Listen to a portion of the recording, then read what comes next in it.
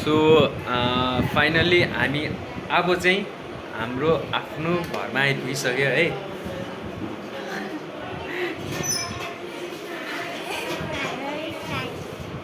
केही भन्दै होला भ्लगमा।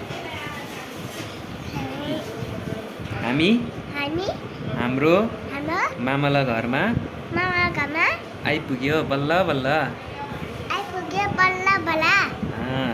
अब हामीले यहाँ आसाममा अझै धेरै थुप्रै विभिन्न भिडियोहरू आसाममा रहेको प्राकृतिक सौन्दर्य यो